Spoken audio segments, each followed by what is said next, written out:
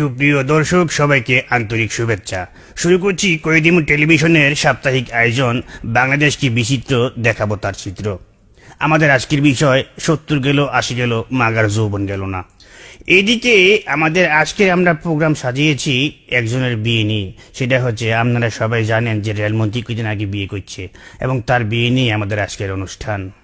সুপ্রিয় দর্শক, আপনারা দেখেছেন বাংলাদেশে প্রায় সবগুলো চ্যানেল তার বিয়ের গায়ে হলুদকে লাইভ করছে। আমরা কয়েদিমু টেলিভিশন চেষ্টা করছিলাম তার ভাস্করকে লাইভ করতে, কিন্তু উনি লজ্জায় দিলেন না।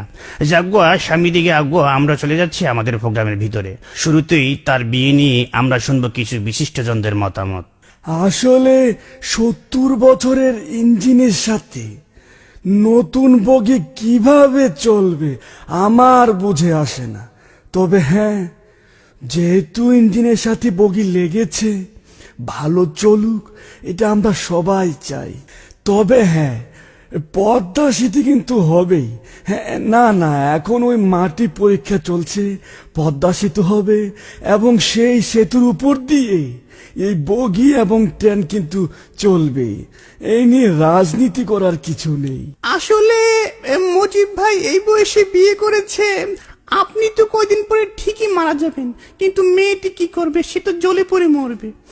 যাই হোক, বিয়ে যেহেতু করেছেন, আপনাকে একটাই পরামর্শ দেব, আইনজীবী হিসেবে আপনার যদি কোনো সমস্যা হয়, আপনাকে আমি একটাই পরামর্শ দেব, আপনি কলিকাতা হারবাল বা মাদ্রাজ হারবালের কাছে যাবেন। হ্যাঁ, না লাকি মলম তো আমি অন্য কাজে ব্যবহার করি, এটা এই কাজে না।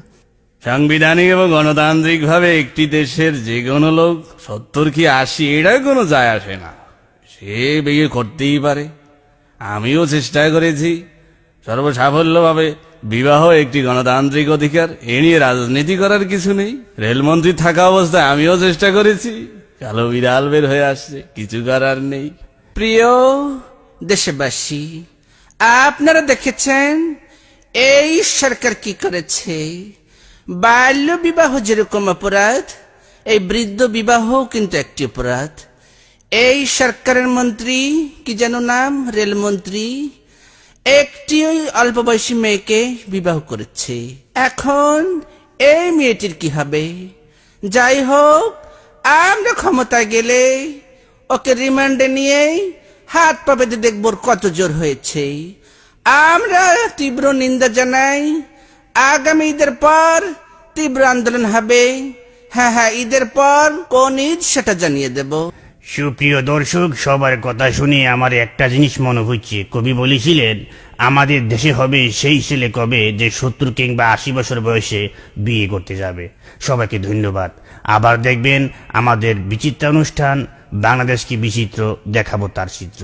আজকের মতো এখানে বিদায় নিচ্ছি, ধন্যবাদ। কয়েদিমু টেলিভিশন একটি দীর্ঘমেয়াদী অস্থায়ী চ্যানেল।